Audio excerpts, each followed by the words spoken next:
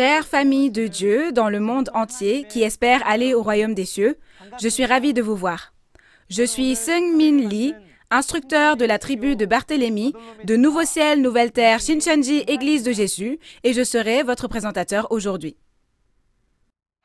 Bienvenue à tous ceux qui sont venus assister à la conférence en ligne « Témoignage sur la prophétie et l'accomplissement de l'Apocalypse, la nouvelle alliance de Dieu ». Actuellement, cette conférence est traduite dans les langues du monde entier et est regardée simultanément partout dans le monde.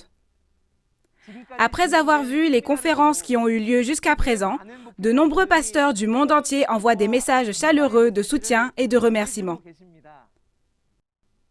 Merci à tous ceux qui suivent cette conférence.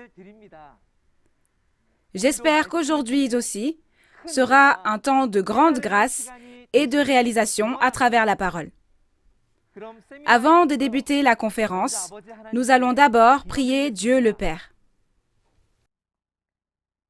Dieu notre Père, qui est saint, qui est la source de la vie et des bénédictions, et qui est plein d'amour et de grâce. Nous vous remercions de nous avoir permis d'avoir une journée précieuse aujourd'hui. À cette époque, lorsque la prophétie de l'Apocalypse, qui a été faite une nouvelle alliance avec le sang de Jésus il y a 2000 ans, s'est accomplie et s'est réalisée aujourd'hui, nous pouvons voir la réalité en ouvrant nos yeux et nos oreilles avec la parole révélée qui a été témoignée par le précieux pasteur qui a été envoyé selon la promesse du Nouveau Testament. Nous vous rendons grâce et gloire du fond du cœur pour cela. En particulier aujourd'hui, vous avez guidé de nombreux pasteurs précieux et de nombreux esprits à travers le témoignage sur la prophétie et l'accomplissement de l'Apocalypse, la nouvelle alliance de Dieu. S'il vous plaît, scellez le cœur de chacune des personnes qui entend la parole et ouvrez grand notre cœur, Dieu le Père, afin que ce soit un temps précieux et béni pour entendre, réaliser, voir, entendre, glorifier Dieu et gagner l'espérance et la vie. Nous allons commencer. Alors, s'il vous plaît, soyez avec nous jusqu'à la fin et faites-en un temps précieux et béni pour vraiment glorifier Dieu le Père à travers la parole. Nous avons prié au nom de Jésus, le Sauveur de notre vie. Amen. À la suite d'Apocalypse 12 que nous avons appris la dernière fois, dans le cadre du témoignage sur la prophétie et l'accomplissement de l'Apocalypse, la nouvelle alliance de Dieu, nous allons en apprendre davantage sur Apocalypse chapitre 13 aujourd'hui.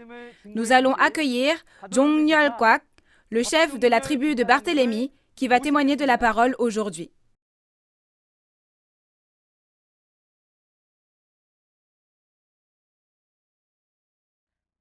Pasteurs, séminaristes et fidèles du monde entier qui souhaitent aller au royaume des cieux et avoir la vie éternelle, c'est un plaisir de vous rencontrer. Merci beaucoup d'être venus à la conférence sur l'Apocalypse de Nouveau Ciel, Nouvelle Terre, Shincheonji. Je suis Jong-Yeol Kwak, choisi au nom de Barthélemy, un disciple de Jésus. Aujourd'hui, à la suite de la dernière fois, je vais vous parler du contenu d'Apocalypse 13.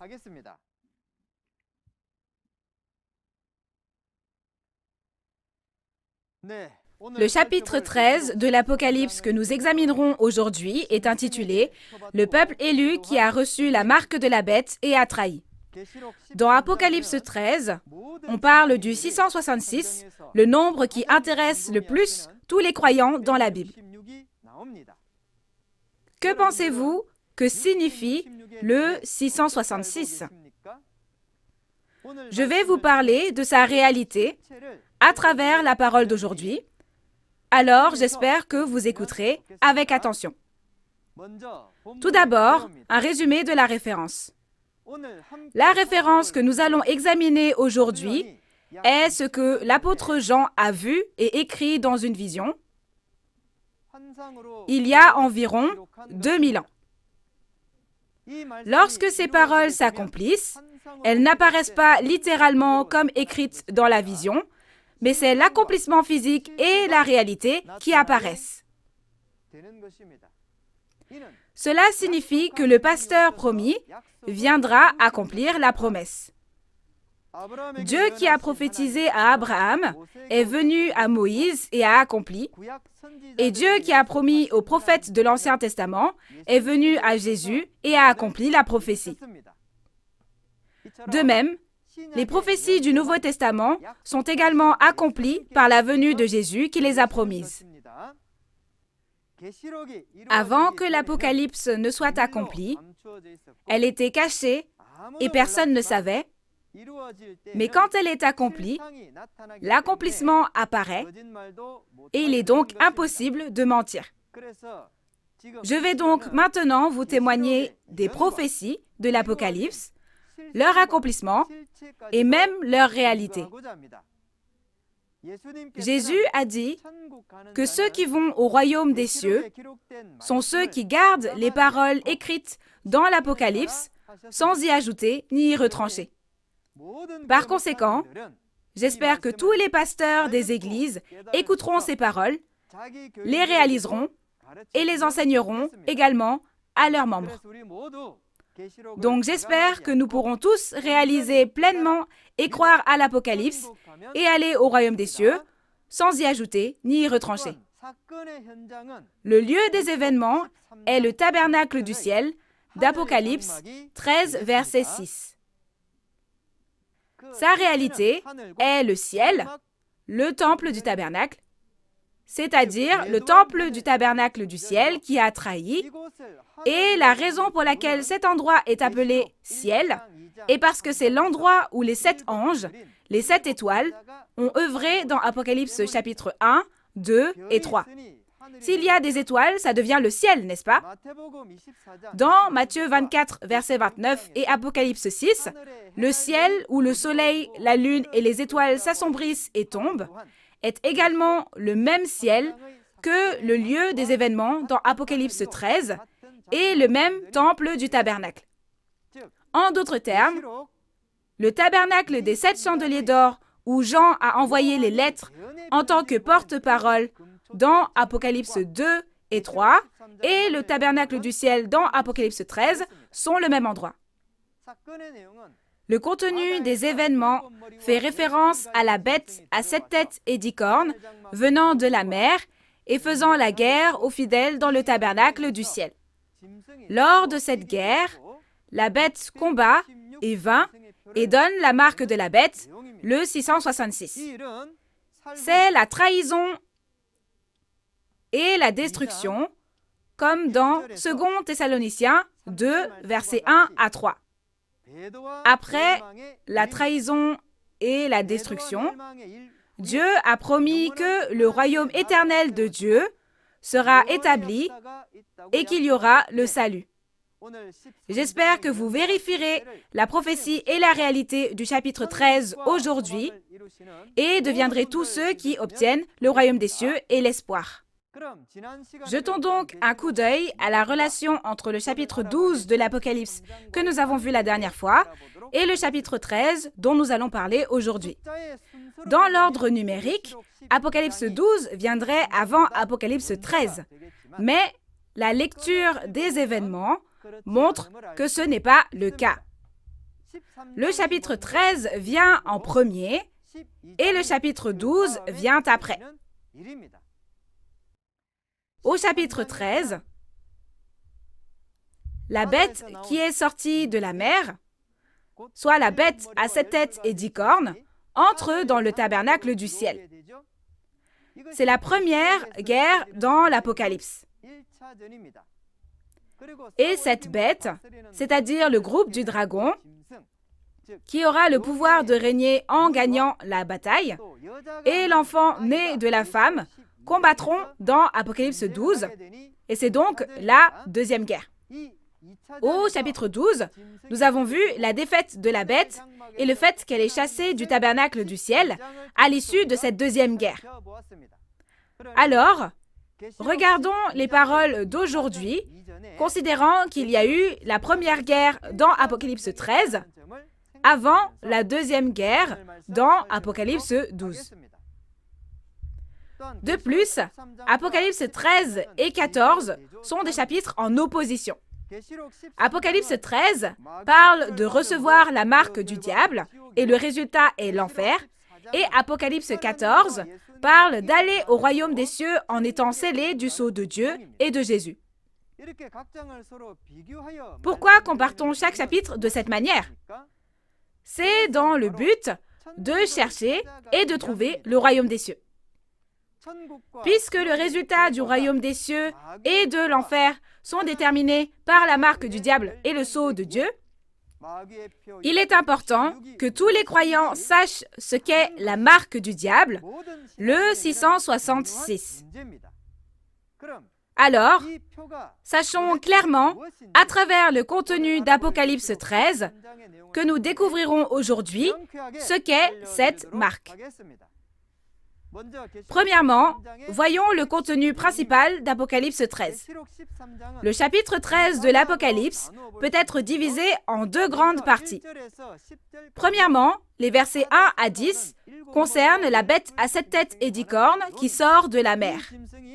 Cette bête sortira de la mer, du monde, et entrera dans le tabernacle du ciel.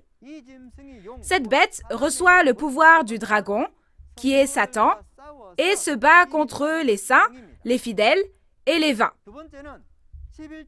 Deuxièmement, le contenu des versets 11 à 18 qui concerne la bête qui est montée de la terre.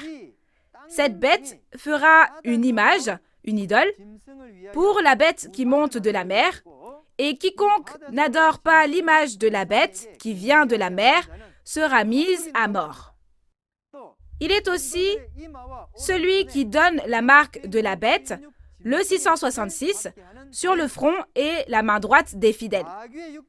Afin de savoir quelle est la marque du diable, le 666, premièrement, nous devons savoir ce que sont la bête à 7 têtes et à 10 cornes, et la bête qui est venue de la terre, qui donne la marque du diable, où elle apparaît, où elle entre, et quel genre de travail elle fait, n'est-ce pas? Il faut faire ainsi pour connaître l'identité de la bête et ne pas recevoir la marque de la bête, la marque du diable qu'elle donne. Aujourd'hui, à travers le témoignage d'Apocalypse 13, nous espérons que vous vérifierez la réalité de la marque de la bête et atteindrez le royaume des cieux tant désiré en recevant le sceau de Dieu et de Jésus et non la marque du diable. Ensuite, nous allons lire ensemble Apocalypse 13, versets 1 à 2. Apocalypse 13, versets 1 à 2. Puis je vis monter de la mer une bête qui avait 10 cornes et 7 têtes, et sur ses cornes 10 diadèmes, et sur ses têtes des noms de blasphème. La bête que je vis était semblable à un léopard. Ses pieds étaient comme ceux d'un ours, et sa gueule comme une gueule de lion. Le dragon lui donna sa puissance, et son trône, et une grande autorité. Amen. Dans Apocalypse 13, verset 1, une bête sort de la mer. Quelle est cette bête à 7 têtes et 10 cornes? Celui qui dit « je » ici est Jean, n'est-ce pas? Lorsque Jean a vu cette bête sortir de la mer, elle avait l'apparence d'un léopard, la gueule d'un lion et les pattes d'un ours. De plus, elle a 7 têtes et 10 cornes et elle est sortie de la mer. Mais son apparence n'est pas celle d'une bête qui vit dans la mer, n'est-ce pas? Les poissons vivent dans la mer. Mais comment une telle entité pourrait-elle y vivre? Alors, Jean a-t-il mal vu ou mal écrit? Jean a écrit exactement ce que Dieu lui a montré, n'est-ce pas? Dans Apocalypse 1, verset 2, il est dit qu'il a attesté de la parole de Dieu et du témoignage de Jésus-Christ tout ce qu'il a vu. Donc, il a bien écrit ce qu'il a vu. L'apparence que Dieu a montrée à Jean, il le lui a montré en parabole. Pourquoi le lui a-t-il montré en parabole? Parce qu'il ne faudrait pas que n'importe qui connaisse les secrets de l'Apocalypse. Dans l'Ancien Testament aussi, il y a le livre scellé d'Ésaïe 29, et dans les chapitres 2 et 3 d'Ézéchiel, le rouleau ouvert est montré et donné au Fils de l'homme. Selon cette prophétie, Jésus est venu et a témoigné des paroles du livre ouvert. Au temps de l'Apocalypse également, il y a un livre scellé dans Apocalypse 5 et il montre à Jean le livre ouvert dans Apocalypse 10 et le lui donne à manger. Et dans Apocalypse 22, 8 et 16, il lui dit de témoigner aux églises des événements qu'il a vus et entendus. Donc, comme il y a quelqu'un qui a vu et entendu, alors maintenant nous pouvons recevoir le témoignage, non seulement de la prophétie, mais aussi de la réalité. La bête qui sort de cette mer est le faux pasteur qui vient du monde. Dans Matthieu 24, verset 15, Jésus a dit « Lorsque vous verrez l'abomination de la désolation, de la destruction, dont a parlé le prophète Daniel, établi en lieu saint, que celui qui lit réalise. » Matthieu 24 est une prophétie sur les derniers jours et les signes du second avènement du Seigneur. La raison pour laquelle il est dit que celui qui lit le livre de Daniel à la fin des temps réalisera est que le livre de Daniel n'est pas quelque chose qui s'est terminé dans le passé, mais la même chose apparaîtra au second avènement. Dieu a montré à Daniel de nombreuses visions. Daniel a donc aussi vu lui-même ces choses et a écrit, mais il a dit qu'il ne pouvait pas comprendre ce que cela signifiait quand il a vu cela. Quand on regarde au chapitre 12 de Daniel, on voit que Daniel a eu une vision et ne peut pas la réaliser. Dieu dit, « Daniel, ce n'est pas à toi de le savoir. Alors garde-le scellé jusqu'au temps de la fin. » Quand pourra-t-on réaliser les paroles qui ont été scellées même à Daniel, qui avait vu et entendu de Dieu? Cela ne peut être réalisé que lorsque la réalité de l'Apocalypse apparaît dans la fin des temps promise. Dans Daniel 7, versets 2 à 7, Daniel a une vision. 4 grandes bêtes sont sorties de la mer et leur apparence était comme celle d'un lion, d'un aigle, d'un ours et d'un léopard. Le verset 17 dit que la mer est le monde et que les bêtes sont des rois. En d'autres termes, cela signifie les pasteurs qui viennent du monde. Dans 1 Pierre 2, verset 9, on parle d'un sacerdoce royal, donc le prêtre ou le pasteur est le roi. Apocalypse 17, verset 15, dit que cette mer, les grandes eaux sur lesquelles la prostituée est assise, sont des peuples, des foules, des nations et des langues. Tout comme le rassemblement d'un nombre incalculable de personnes s'appelle une mer de personnes, le monde où de nombreux membres d'église de la prostituée sont rassemblés s'appelle la mer, et le pasteur semblable à un roi qui règne sur ce monde religieux est comparé à une bête. Mais pourquoi le pasteur est-il comparé à une bête? C'est parce que la bête ne peut pas comprendre Dieu ni sa parole, même si elle lui est prêchée. De même, dans Proverbe 30, versets 2 à 3, une personne qui n'a ni connaissance de Dieu, ni sagesse, est appelée une bête. Par conséquent, la bête désigne le faux pasteur qui ne connaît pas Dieu ni sa parole. De plus, la raison pour laquelle cette bête est comparée à des animaux tels que le lion, l'ours et le léopard est que c'est un destructeur qui fait du mal aux fidèles qui sont comme des brebis. Alors, quelles sont les têtes et les cornes de cette bête? Les chefs de gouvernement, de pays, de groupes sociaux et d'écoles sont souvent appelés la tête. De la même façon, on peut dire que le pasteur qui représente l'Église est comparé à une tête. Ainsi, les 7 têtes sont les 7 rois, les 7 pasteurs, comme dans Apocalypse 17, versets 9 à 10.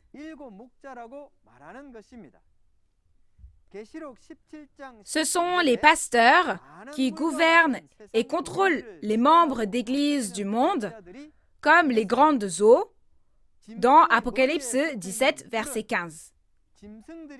Tout comme les cornes attachées à la tête des bêtes sont utilisées comme armes lors des combats, les cornes en parabole symbolisent la figure d'autorité qui combat au nom de la tête, le chef des pasteurs.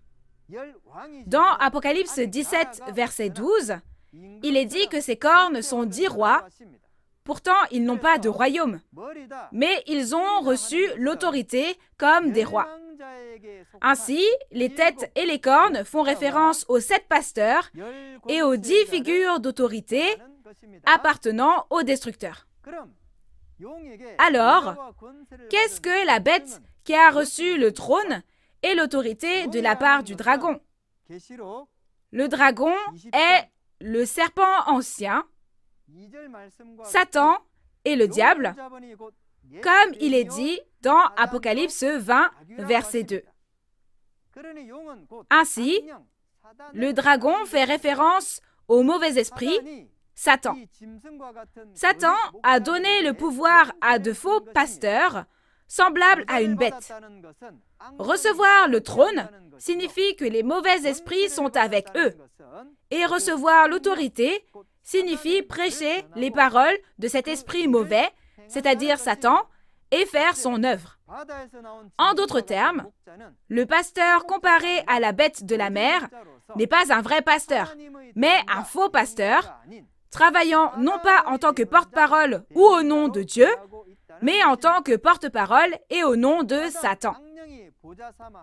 Tout comme Satan et les mauvais esprits prennent des gens pour trône et sont avec eux, Dieu et Jésus ont aussi pris quelqu'un pour trône. Dans Apocalypse 3, verset 21, Jésus dit « Celui qui vaincra, je le ferai asseoir avec moi sur mon trône. » Nous devons être capables de distinguer le trône sur lequel est assis le vainqueur et le trône sur lequel est assise cette bête. Ensuite, nous allons lire les paroles d'Apocalypse 13, versets 3 à 5. Apocalypse 13, versets 3 à 5. Et je vis l'une de ses têtes comme blessée à mort, mais sa blessure mortelle fut guérie. Et toute la terre était dans l'admiration derrière la bête. Et ils adorèrent le dragon, parce qu'il avait donné l'autorité à la bête. Ils adorèrent la bête en disant « Qui est semblable à la bête, et qui peut combattre contre elle ?» Et il lui fut donné une bouche qui proférait des paroles arrogantes et des blasphèmes. Et il lui fut donné le pouvoir d'agir pendant 42 mois. Amen. On dit qu'une des 7 têtes a été blessée, puis guérie. Quelle est cette blessure? Bien qu'il y ait l'accomplissement physique, je vais vous en parler en utilisant des pseudonymes. À ce moment-là, M. Kem et M. Laterre, du Centre d'éducation des intendants, se sont disputés pour un poste semblable à celui de chef de l'organisation.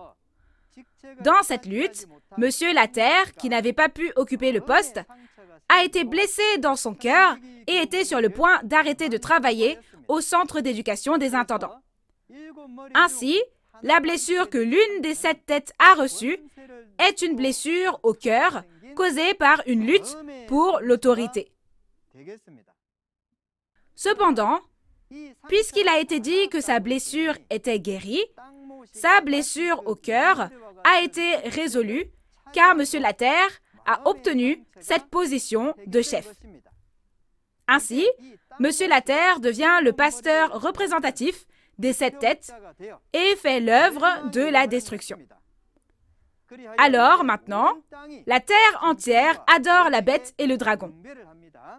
En conséquence, Les habitants du tabernacle, comme de la terre, servent les faux pasteurs comme des bêtes et adorent le dieu du diable comme le dragon.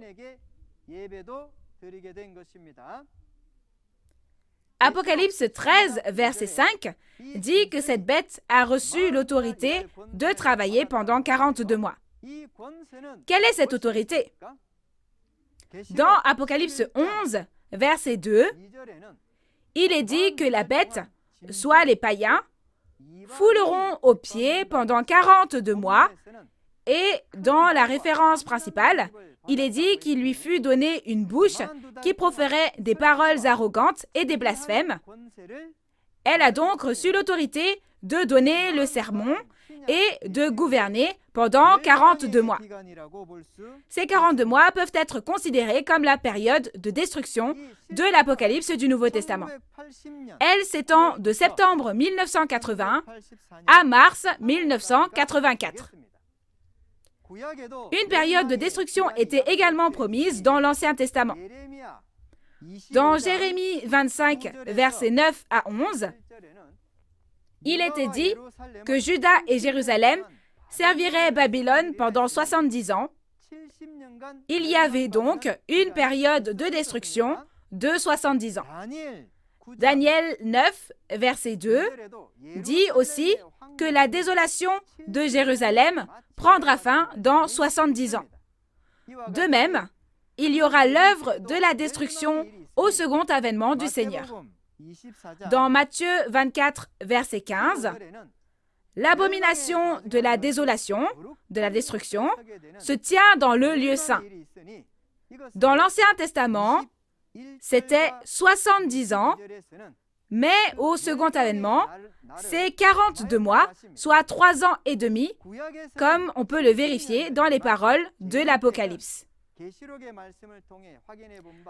Quant à la raison de cette réduction, il est dit que c'était à cause des élus pour qu'ils soient sauvés dans la chair.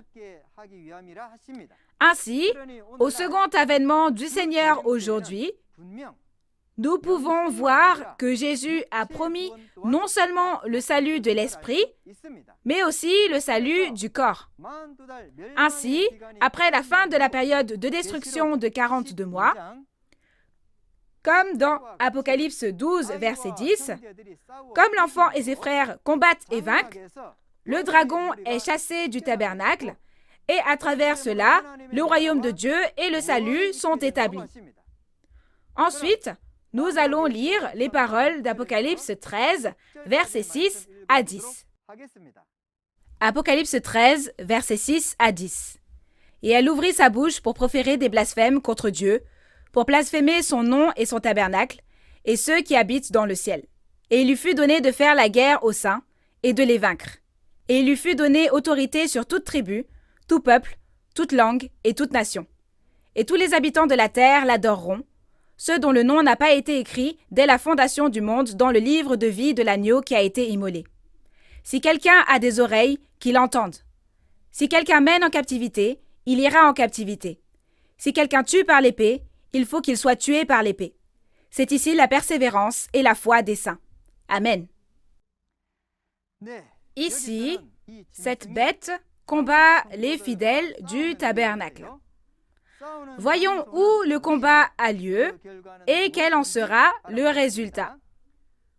Le lieu des événements dans ce chapitre est le ciel.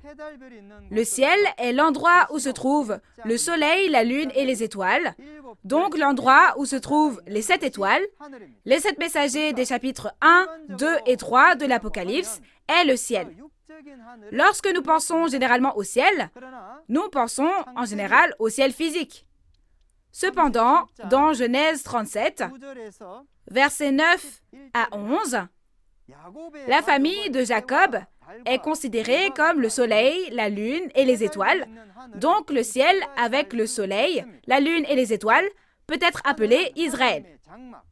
En d'autres termes, le ciel est le tabernacle de Dieu, le tabernacle des 7 chandeliers d'or et l'Israël spirituel. Pour le lieu des événements où cette prophétie est devenue réalité et est apparue, Il n'y avait pas non plus d'enseigne disant que c'était une église. Au lieu d'écrire « église telle ou telle », ils l'ont appelé « temple du tabernacle ». Vous pouvez penser que c'est un nom étrange quand vous l'entendez. Mais le nom « temple du tabernacle » est la preuve que l'homme n'a pas arbitrairement accompli cette œuvre, mais au contraire, que c'est Dieu qui a accompli cette œuvre selon la Bible. La bête va aussi combattre les fidèles, et c'est la bête qui va gagner. Alors, avec quelle arme ont-ils combattu et gagné? Avec le mensonge et l'autorité ecclésiastique. Ce mensonge n'est pas le mensonge ordinaire, mais la fausse vérité qui est d'ajouter ou de retrancher arbitrairement aux paroles de la Bible, comme dans Proverbe 30, verset 6. Même à l'époque du premier avènement de Jésus, les scribes et les pharisiens ont persécuté Jésus en le traitant de secte et ont combattu avec leurs mensonges et leurs fausses vérités, leur pouvoir dans le monde et leur autorité ecclésiastique. De la même manière, aujourd'hui aussi, les faux pasteurs, comme des bêtes, qui sont entrés dans le tabernacle du ciel, ont persécuté le tabernacle avec les mensonges et la fausse vérité qu'ils avaient et le pouvoir dans le monde et l'autorité ecclésiastique. Et dans cette guerre, ils ont combattu et gagné contre les pasteurs et les fidèles du tabernacle. Concernant les tribus, peuples, nations et langues contrôlées par la bête, il faut référence aux nations, peuples, langues et rois d'Apocalypse 10, à qui la parole est prêchée à nouveau après que le livre ouvert a été reçu et mangé et qu'un ordre a été donné. Ce sont les membres d'Église appartenant à la bête, y compris les fidèles du tabernacle qui ont trahi. Pourquoi Dieu a-t-il dit de leur prêcher à nouveau les paroles du livre ouvert? C'est parce que c'est le peuple qui a été capturé par Babylone d'Apocalypse 17 et 18, le lieu qui est sous le contrôle des 7 têtes et des 10 cornes d'Apocalypse 13.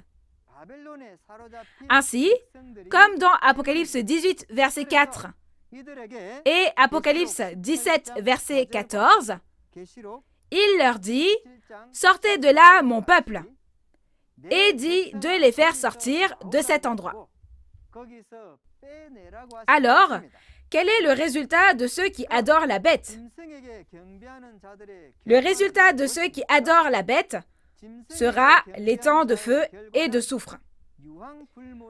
Selon Apocalypse 14, versets 9 à 10, si on adore la bête, on va dans l'étang de feu et de soufre. Résultat, ne vont-ils pas tous en enfer? Chers auditeurs, le village planétaire est vaste et il y a beaucoup de monde. Il y a aussi beaucoup de croyants. Alors, ce serait un énorme problème si on disait que tout le monde sur cette terre adorait la bête. Non seulement cela, mais dans Apocalypse chapitre 17 et 18, il y a la parole selon laquelle toutes les nations sont tombées et ont épousé le démon. C'est pourquoi Jésus a dit dans Matthieu 24, verset 3, que le temps du second avènement du Seigneur est la fin du monde, le temps de la fin. Cela signifie que le monde se termine. Ce n'est pas la fin du monde physique, le village planétaire, qui touche à sa fin, mais c'est le monde religieux qui touche à sa fin. Au premier avènement aussi, dans Matthieu 4, Satan montra toutes les nations et dit qu'elles étaient toutes à lui. C'est encore le cas aujourd'hui. Croyez en Jésus, croyez en Dieu. C'est facile à dire, mais c'est croire en quoi? C'est croire et tenir cette parole de la promesse. Avant que les paroles d'Apocalypse 13 ne s'accomplissent, nous attendions qu'elles se réalisent un jour. Mais lorsque ces paroles s'accomplissent et apparaissent, c'est différent. Cela signifie que nous devons avoir le cœur qui croit après avoir vu et entendu l'accomplissement physique qui est apparu selon cette promesse, une fois complète, et de la persévérance. Ceux qui croient en l'accomplissement physique qui est apparu selon la parole de cette prophétie ne se prosterneront pas devant les destructeurs, ni ne leur appartiendront lorsque ces derniers apparaîtront dans le tabernacle du ciel. Cependant, si on ne croit pas à cette parole, on est détruit par la bête de la mer. Par conséquent, j'espère qu'à l'avenir, nous réaliserons tous pleinement les paroles de l'Apocalypse et atteindrons une foi et une persévérance parfaite. Ensuite, nous allons lire Apocalypse 13, versets 11 à 15. Apocalypse 13, versets 11 à 15.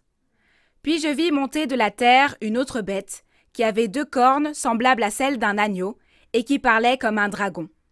Elle exerçait toute l'autorité de la première bête en sa présence, et elle faisait que la terre et ses habitants adoraient la première bête, dont la blessure mortelle avait été guérie. Elle opérait de grands prodiges, même jusqu'à faire descendre du feu du ciel sur la terre à la vue des hommes. Et elle séduisait les habitants de la terre par les prodiges qui lui étaient donnés d'opérer en présence de la bête, disant aux habitants de la terre de faire une image à la bête qui avait la blessure de l'épée et qui vivait.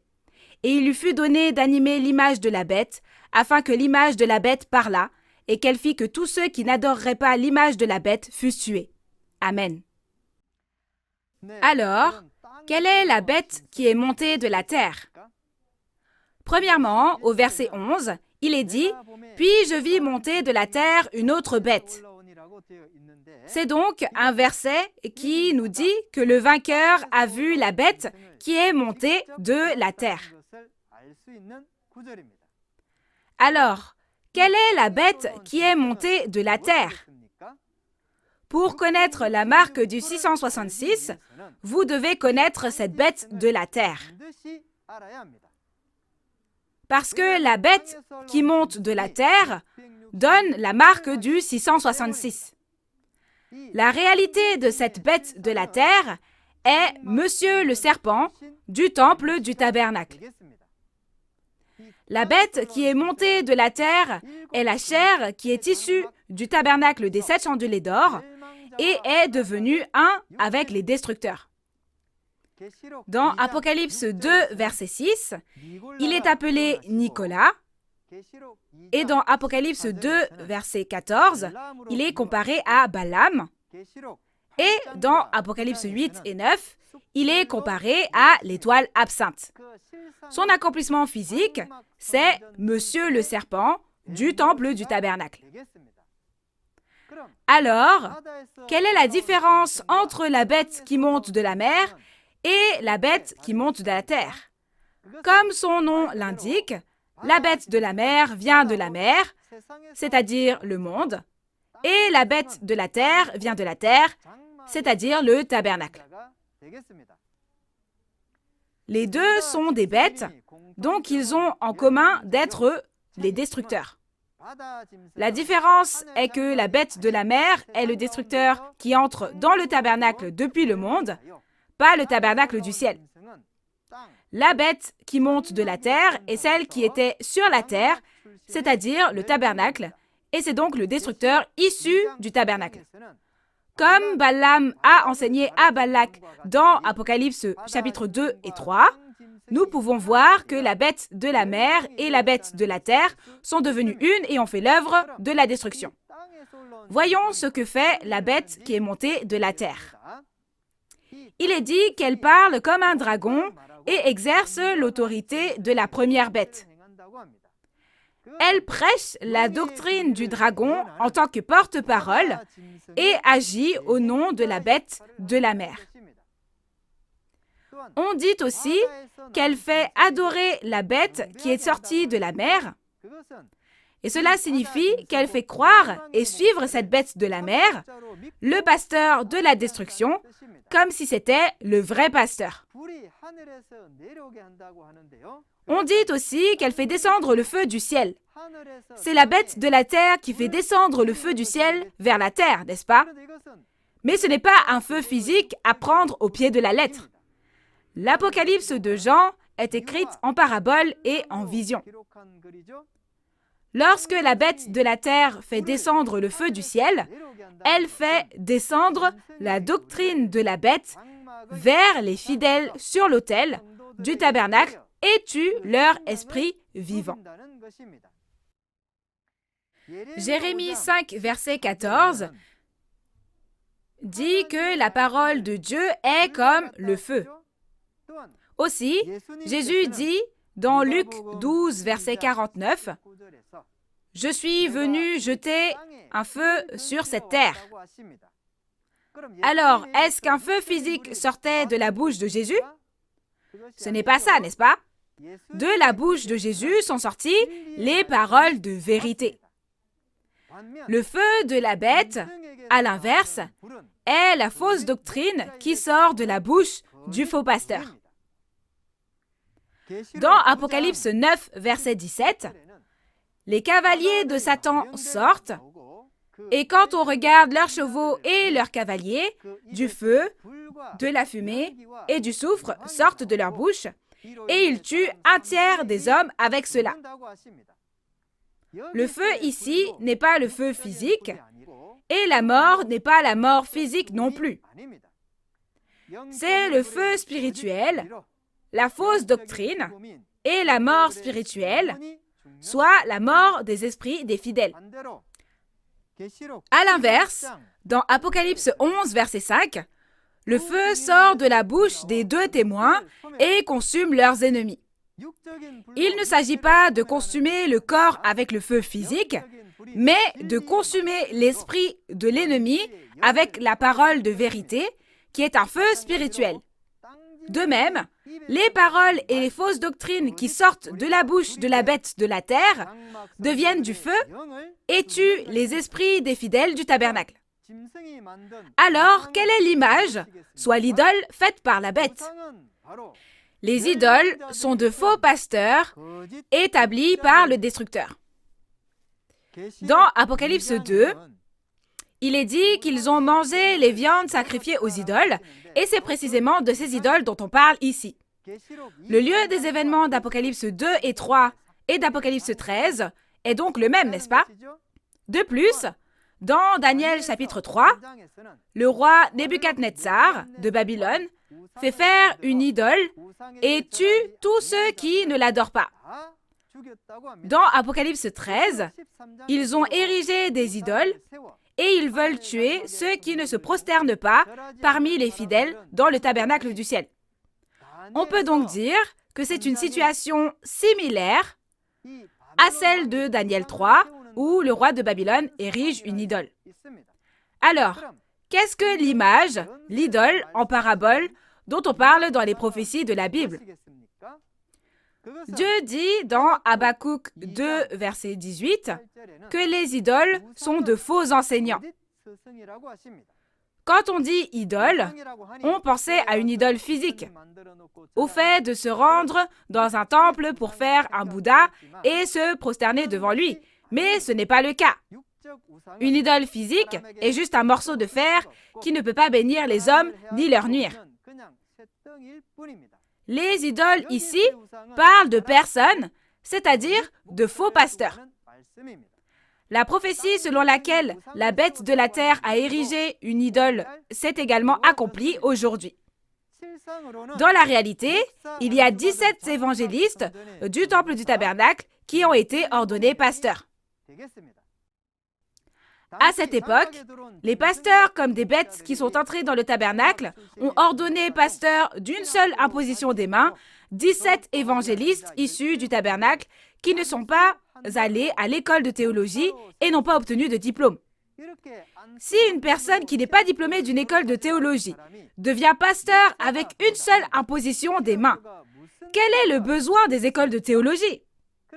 Ainsi, à travers cet événement, nous pouvons voir que les destructeurs sont plus corrompus que le monde. Ainsi, ils étaient à l'origine des évangélistes du temple du tabernacle, mais maintenant, ils sont devenus un avec les destructeurs et sont devenus comme des idoles qui tuent les esprits des fidèles du tabernacle. Ainsi, dire que tous ceux qui n'adorent pas les idoles sont mis à mort signifie que tous ceux qui ne suivent pas les faux pasteurs comme des idoles seront excommuniés et radiés.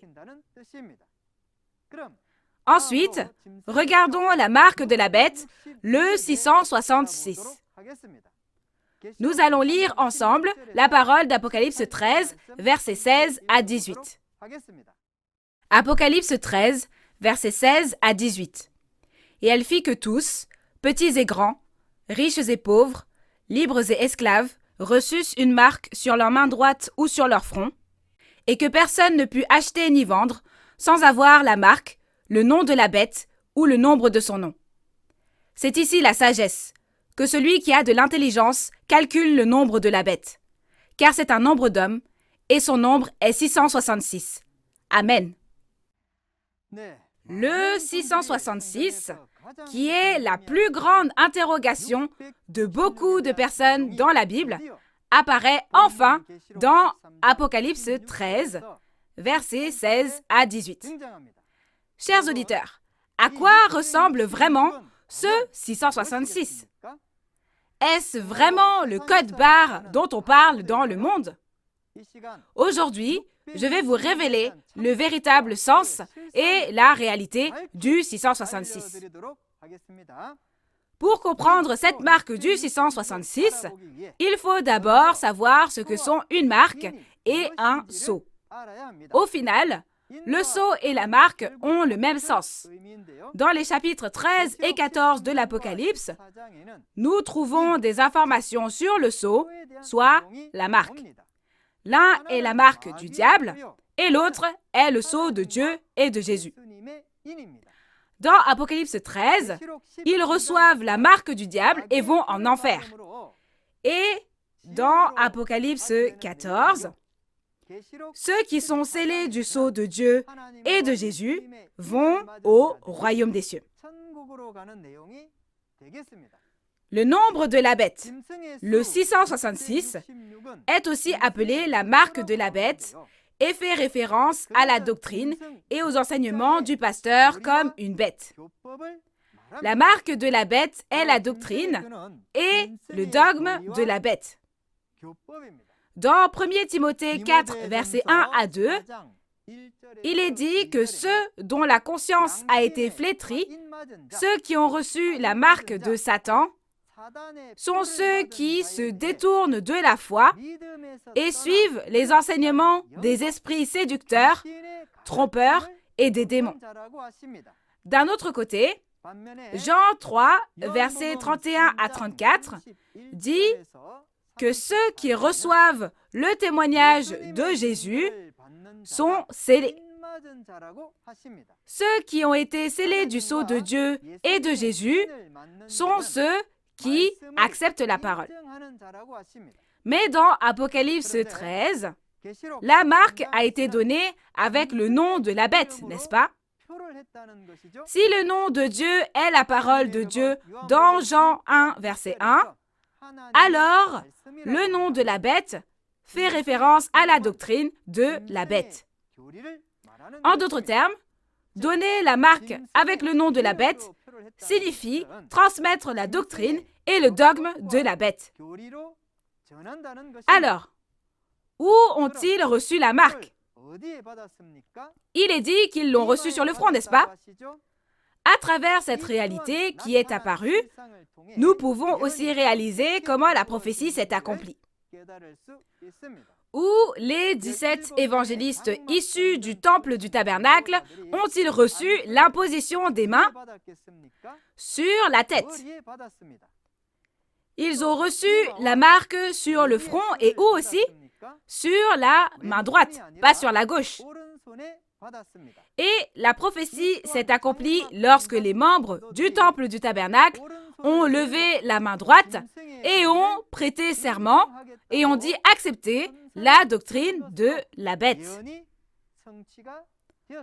En levant la main droite et en acceptant la doctrine de cette bête, cette réalité a été accomplie. Alors, qu'est-ce que cela signifie de ne pas pouvoir acheter ni vendre? Cela signifie de ne pas pouvoir prêcher ni écouter le sermon. Dans Matthieu 13, versets 45 et 46, la prédication de la parole est comparée au commerce de perles. De plus, dans Matthieu 25, Le commerce de la parole est comparé au commerce des talents. On peut dire que faire du commerce consiste à acheter et à vendre, n'est-ce pas? Ainsi, l'interdiction d'acheter et de vendre pour ceux qui n'ont pas reçu la marque signifie que ceux qui n'acceptent pas le fait qu'il y a eu une telle ordination ne sont pas autorisés à prêcher ni à écouter de sermons. Le 666, que vous vouliez tant connaître, est le nombre du nom de la bête de la terre. En d'autres termes, cette bête de la terre a pour nom 666. Le nombre du nom de cette bête, 666, fait référence à la fausse vérité et au faux pasteur de Satan, qui est quelqu'un comme Salomon dans l'Ancien Testament. Dans 2 Chroniques 9, verset 13, celui qui possède le 666 est Salomon. En d'autres termes, ce nombre symbolise Salomon. Alors, qu'est-ce que Salomon a fait? Voyons quel genre de personne Salomon était à travers 1er Roi 10 et 11. Salomon a fait des boucliers avec de l'or, a construit le haut lieu à Jérusalem et y a adoré. Il a aussi adoré des dieux païens et a fait appartenir à Satan toute la nation d'Israël. Dans ce chapitre 13 de l'Apocalypse, la bête de la terre détruit le tabernacle du ciel représentant l'Israël spirituel avec le pouvoir qu'elle a reçu de la bête de la mer. Comment l'a-t-il détruit?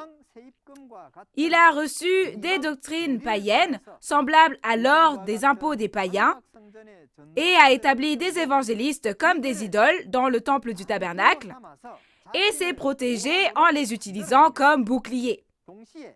En même temps, il a fait manger aux fidèles du tabernacle les viandes sacrifiées aux idoles et les a fait adorer les idoles. Ce sont les mêmes actions que Salomon. Dans la réalité, le fait de recevoir la marque dans Apocalypse 13 fait référence à l'événement au cours duquel un tiers des hommes meurent cette année, ce mois, ce jour et cette heure dans Apocalypse 9, verset 15. Le jour et l'heure peuvent être témoignés à travers ceux qui ont vu et entendu à l'endroit où cela s'est accompli. Toutes ces choses se sont accomplies le 20 septembre 1981 à 14 heures lors de la cérémonie de nomination des pasteurs. Alors, voyons quel sera le résultat pour ceux qui ne savent pas quelle est la marque de la bête et la reçoivent. Quel est le résultat de recevoir la marque de la bête? Il est dit que le résultat de recevoir la marque de la bête est au final les temps de feu et de soufre, et ceux qui ne reçoivent pas la marque de la bête participent à la première résurrection. Apocalypse 14, versets 9 à 11, dit que ceux qui ont reçu la marque de la bête seront tourmentés par le feu et le soufre au siècle des siècles. À l'inverse, ceux qui n'ont pas reçu la marque de la bête participeront à la première résurrection dans Apocalypse 20, versets 4 à 5, et régneront avec Christ pendant 1000 ans. Alors, quel genre de personnes devrions-nous être? Maintenant, si vous réalisez ce qu'est le fait de recevoir la marque de la bête et toutes ces choses, j'espère que vous accepterez la parole de l'Apocalypse et la graverez dans votre cœur afin que vous puissiez devenir une personne scellée du sceau de Dieu et atteindre le royaume des cieux que vous désirez tant. Voici maintenant la conclusion d'Apocalypse 13. Si l'on est un fidèle qui croit vraiment à l'accomplissement des prophéties de la Bible, on doit connaître le tabernacle, la bête qui a dévoré le tabernacle et le pasteur promis qui a combattu et vaincu la bête dans ce chapitre. Aujourd'hui, la prophétie d'Apocalypse 13 s'est accomplie dans la réalité et le vainqueur, Nouveau Jean, témoigne de l'accomplissement des prophéties qui a eu lieu dans la réalité physique. Dans ce chapitre, adorer et recevoir la marque de la bête représente la cérémonie de nomination des pasteurs ayant eu lieu le 20 septembre 1981 à 14 heures. Le groupe du dragon, soit la bête à 7 têtes et 10 cornes qui a été chassée à cette époque-là, est jugé dans Apocalypse 16 et divisé en 3 parties. Vous pourrez en apprendre plus à ce sujet dans Apocalypse 16. Nouveau Jean, qui a vu et entendu les événements de ce chapitre sur place, combat et vainc le groupe du dragon avec le sang de l'agneau et la parole de témoignage dans Apocalypse 12.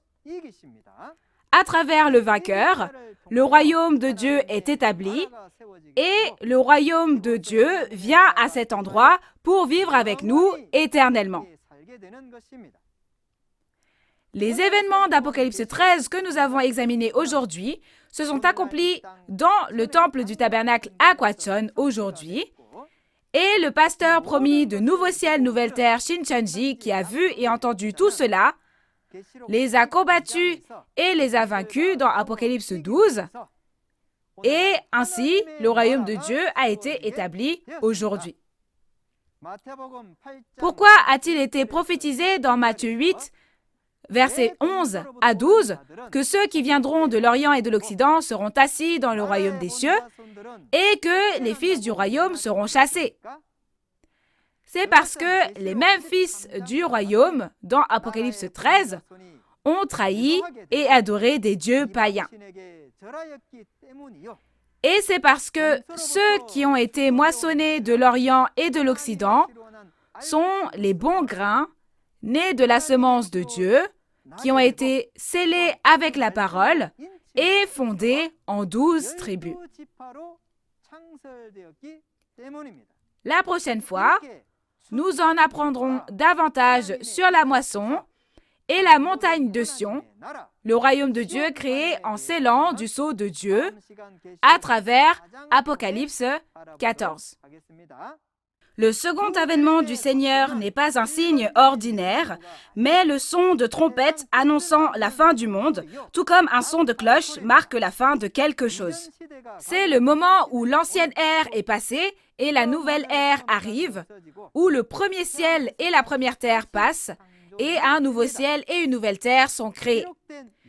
Puisque les prophéties écrites s'accomplissent sans ajouter ni retrancher, connaître et croire toutes les paroles promises concernant ce qui passera et ce qui sera recréé, c'est croire en Jésus.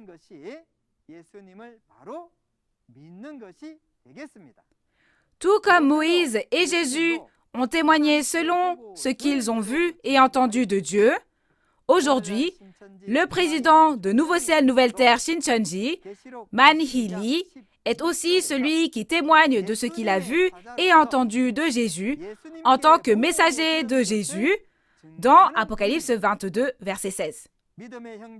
Pasteurs, séminaristes et fidèles du monde entier qui sont frères et sœurs dans la foi. Ce serait une grande bénédiction que toutes les promesses que Jésus a faites à l'époque à laquelle nous vivons soient accomplies. Maintenant, devenons tous un en Dieu, qui est la source de toutes les bénédictions. Sous les enseignements de Jésus sur la liberté, la paix et l'amour, les chrétiens qui croient en Jésus et les personnes de toutes les religions doivent devenir un. Si nous devenons un, la guerre prendra fin et la paix mondiale sera établie. Et nous vivrons ensemble pour toujours au royaume des cieux. Dans la liberté, la paix et l'amour, construisons un monde du royaume des cieux sans péché ni loi. Nous sommes un. We are one. Merci. Nous allons prier tous ensemble. Dieu notre Père, qui est plein d'amour et de grâce, merci d'avoir permis cette précieuse conférence sur l'Apocalypse aujourd'hui et de nous avoir permis de méditer sur les paroles d'Apocalypse 13. Ce livre, qui avait été scellé dans la main droite de Dieu pendant 2000 ans, a été ouvert par Jésus en ouvrant les sceaux. Merci d'en avoir témoigné clairement à travers le pasteur promis aujourd'hui.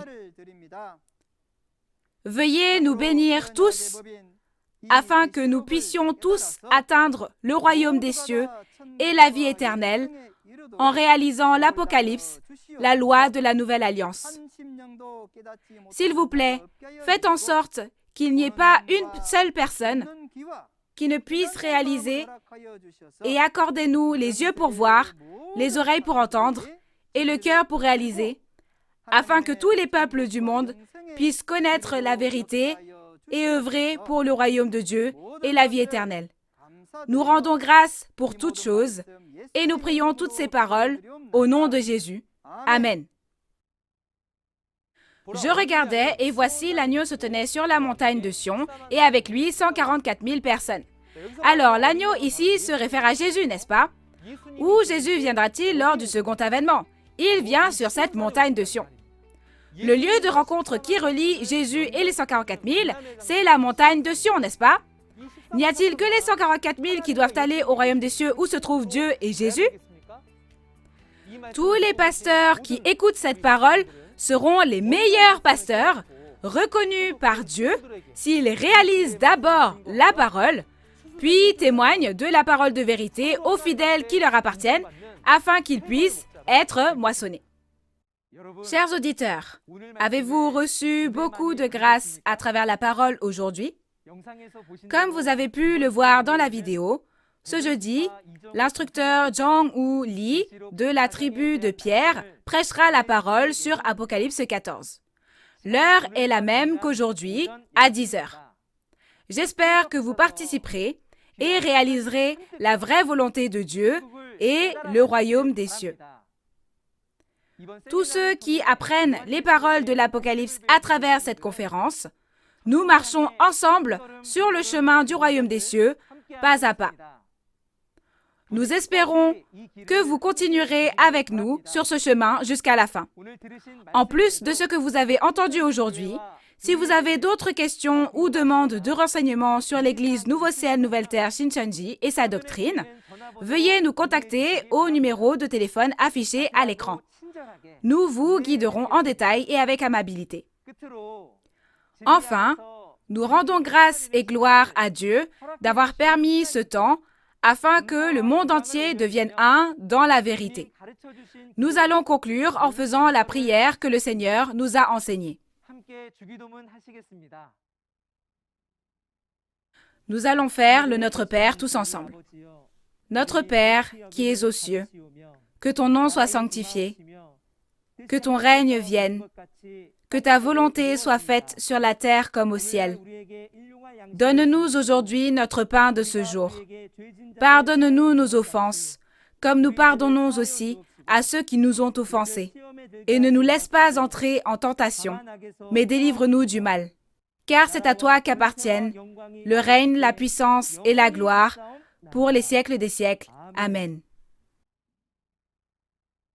Ceci conclut la conférence en ligne de Nouveau Ciel, Nouvelle Terre Shincheonji sur le témoignage sur la prophétie et l'accomplissement de l'Apocalypse, la nouvelle alliance de Dieu. Merci à tous ceux qui nous ont rejoints.